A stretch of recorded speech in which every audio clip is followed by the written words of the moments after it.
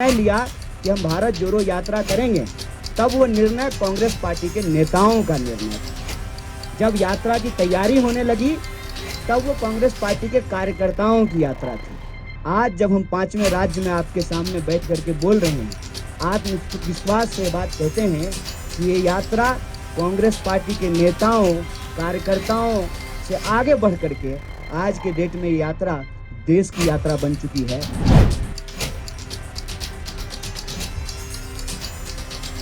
आप सब लोग यहाँ चुनाव में लगे हुए हैं, हम सब लोग वहाँ भारत जोड़ो यात्रा में लगे हुए हैं, लेकिन हैं तो हम सब लोग भारतीय राष्ट्रीय कांग्रेस परिवार के सदस्य ना।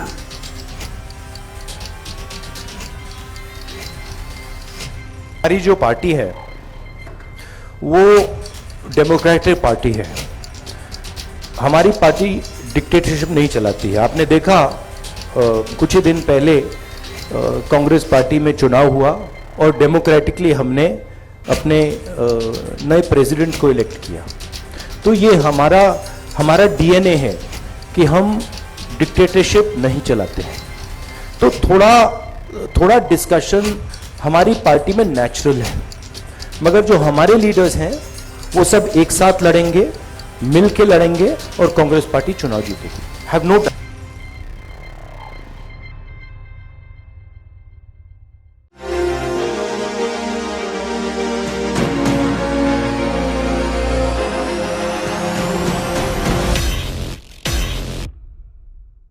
नमस्कार, आप सबका स्वागत है हमारे चैनल नेक्स्ट 9 न्यूज में। मेरा नाम है दीपक गुप्ता। राहुल गांधी, कन्हैया कुमार, जिग्नेश मेवानी और तमाम ऐसे दिग्गज नेता हैं कांग्रेस के, जिनको लेकर गुजरात चुनाव में बहुत ज्यादा चर्चाएं हैं। जी हां, खासकर राहुल गांधी को लेकर, क्योंकि भारत जोड़ो यात्रा में राहुल गांधी खुले तौर पर जनता के बीच सामने आ रहे, भारतीय संस्कृति को बहुत करीब से देख रहे हैं और लोगों की गरीब अवस्था, लोगों की बातें सुनकर उनकी आंखों में भी आंसू आ जाते हैं और हम भी कई बार इमोशनल हो जाते हैं, क्योंकि भले ही राहुल गांधी की छवि को लेकर सवाल उठाए जाते हो, लेकिन राहुल गांधी ने इस बार भारत जोड़ो यात्रा में कमाल कर दिया। ऐसा विपक्ष भी कई नेता कह रहे हैं और यहाँ पर पक्ष के नेता भी कह रहे हैं। लेकिन सवाल यह है कि कांग्रेस पार्टी का सीएम चेहरा कौन है गुजरात चुनाव में? नहीं हिमाचल चुनाव में, नहीं गुजरात चुनाव में अभी तक स्थिति साफ नहीं करी है।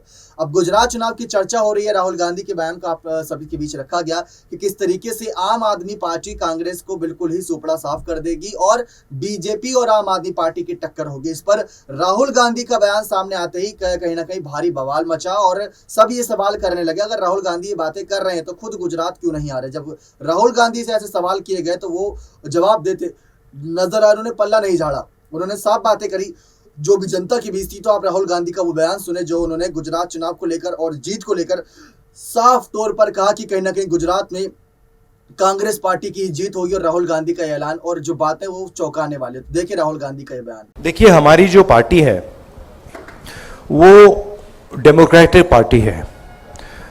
हमारी पार्टी डिक्टेटरशिप नहीं चलाती है। आपने देखा कुछ ही दिन पहले कांग्रेस पार्टी में चुनाव हुआ और डेमोक्रेटिकली हमने अपने नए प्रेसिडेंट को इलेक्ट किया।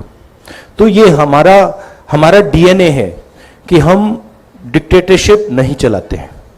तो थोड़ा डिस्कशन हमारी पार्टी में नेचुरल है, मगर जो हमारे लीडर्स हैं वो सब एक साथ लड़ेंगे, मिल के लड़ेंगे और कांग्रेस पार्टी चुनाव जीतेगी। Have no doubt about that. Chari from NTV.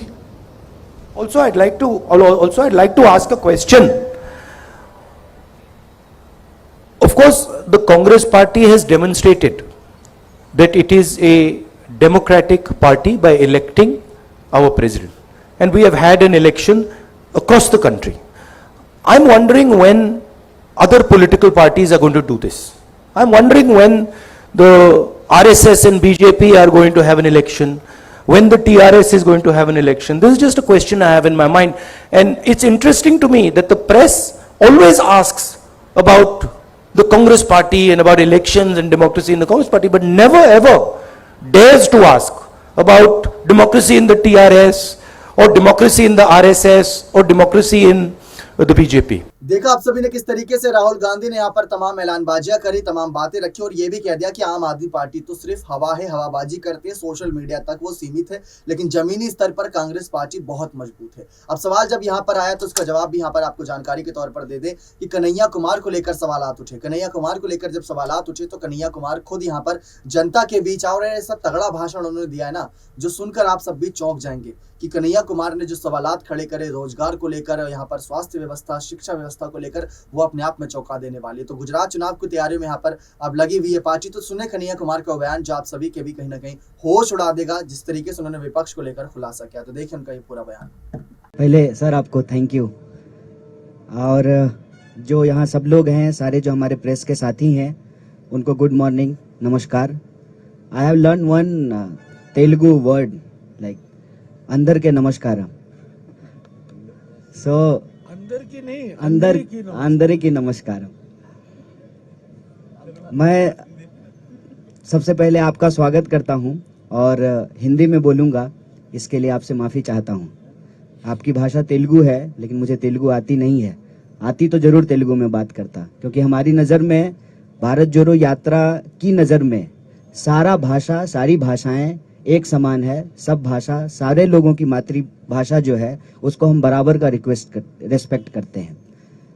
दूसरा, आप सब लोग लगातार जो है कवर कर रहे हैं भारत जोड़ो यात्रा को। एक सवाल लोग बार बार पूछ रहे हैं कि क्या जोड़ने के लिए निकले हैं। हमारे पास फेविकॉल नहीं है और जो है हम फेविक्विक भी लेकर के नहीं चल रहे हैं। भारत जोड़ो यात्रा का जो मैसेजिंग है, उसमें सबसे पहले ये सवाल खुद से पूछना पड़ेगा कि आपको, आपकी कोई ऐसी चीज है जो टूटी है।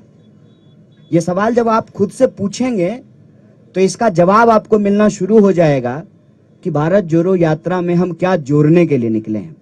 मेरे ख्याल से कोई भी नौजवान इस देश का जिसके पास सारी डिग्रियां हैं, वो इंजीनियरिंग किया है, MBA किया है, PhD किया है, तमाम टेक्निकल एजुकेशन लेने के बावजूद जब वो अपना CV लेकर के जाता है और नौकरी नहीं मिलती है, तब उम्मीदें टूटती हैं उस नौजवान की, उस नौजवान के गर्लफ्रेंड की या बॉयफ्रेंड की, उसके माँ बाप की, उसके दोस्तों की।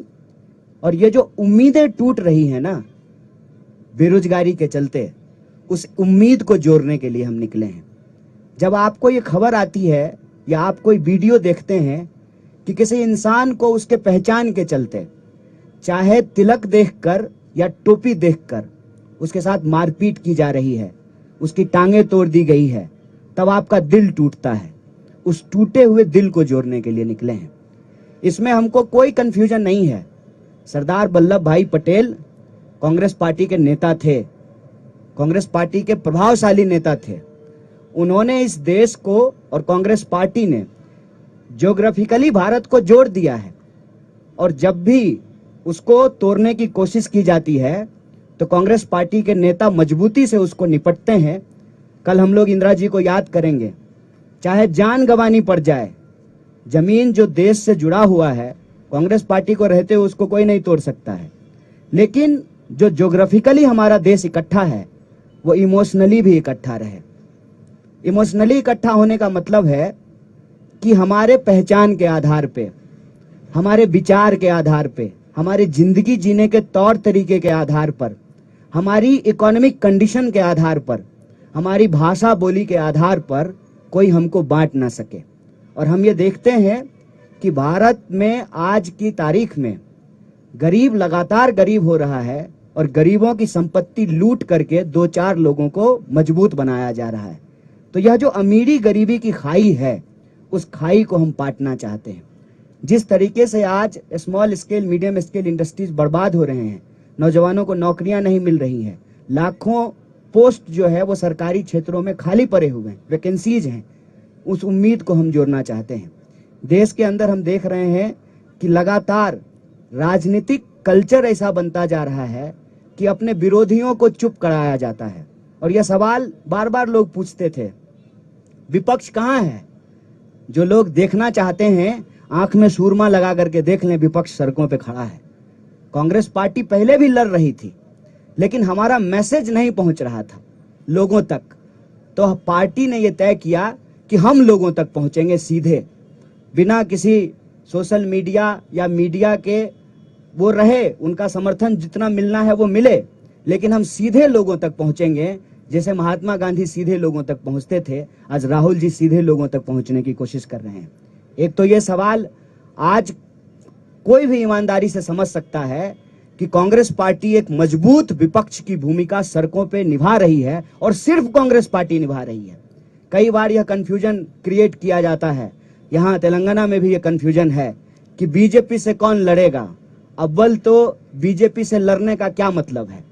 अगर बीजेपी से लड़ने का मतलब उसकी ही विचारधारा पे चलना है तो फिर वो कोई लड़ाई नहीं है। उसको कहते हैं हमारे यहाँ कि सूडो बॉक्सिंग हो रहा है। दिन में बॉक्सिंग करेंगे, मीडिया स्टूडियो में बैठ करके बॉक्सिंग करेंगे, और शाम में पैग लड़ाएंगे, तुम तुम्हारा हम हमारा, इधर का बैग उधर, उधर का बैग इधर। ये कोई लड़ाई नहीं है, विचारधारात्मक लड़ाई होती है। और इस देश में ये विचारधारात्मक लड़ाई है गोडसे और गांधी के बीच में। और इस देश ने हमेशा गांधी को चुना है, आज भी गांधी को चुनना पड़ेगा। और यह बात मैं आपसे ईमानदारी से साझा करना चाहता हूं, जो राहुल जी के बारे में परसेप्शन बनाया गया लाखों करोड़ों खर्च करके, और उस परसेप्शन के चलते जो हमारे दोस्त थे, जो उनके धूर विरोधी हुआ करते थे, वो फोन करके कहते हैं कि बहुत अच्छा काम कर रहे हैं आप लोग। ये परसेप्शन इतनी जल्दी बदलनी शुरू हो गई है, इसीलिए सत्ता में बैठे हुए लोगों की खलबलाहट है।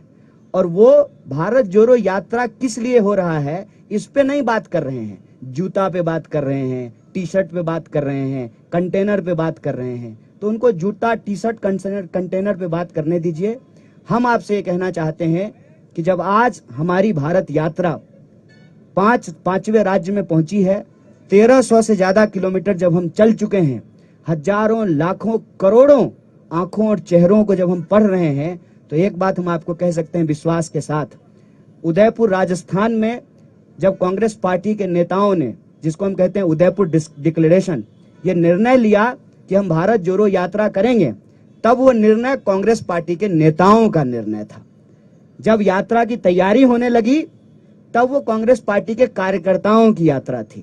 आज जब हम 5वें राज्य में आपके सामने बैठ करके बोल रहे हैं, आत्मविश्वास से बात कहते हैं कि ये यात्रा कांग्रेस पार्टी के नेताओं, कार्यकर्ताओं से आगे बढ़ करके आज के डेट में ये यात्रा देश की यात्रा बन चुकी है, देश के लोगों की यात्रा बन चुकी है, उनके उम्मीदों की यात्रा बन चुकी है। और इस यात्रा का उद्देश्य राजनीतिक, सामाजिक, सांस्कृतिक, आर्थिक तमाम उद्देश्य इसमें एक साथ निहित है कि यह देश जिस तरह से जमीन से जुड़ा हुआ है, जमीन से भी हमारा देश इकट्ठा रहे, इस यात्रा का उद्देश्य है। आप सब लोग आए, हमको सुने, हमारे जो है नेताओं को आप सुन रहे हैं, उनको कवर कर रहे हैं। इसके लिए एक बार फिर से प्रेस के सभी साथियों को बहुत बहुत धन्यवाद, बहुत शुक्रिया। देखा आप सभी ने किस तरीके से कन्हैया कुमार ने विपक्ष की पोल खोल के रख दी। लेकिन अब सवाल ये बनता है कि गुजरात में कांग्रेस पार्टी का सीएम चेहरा कौन? जी हाँ, इसमें कई सारे नाम सामने आए थे, वो आपके सामने के करके रखते हैं।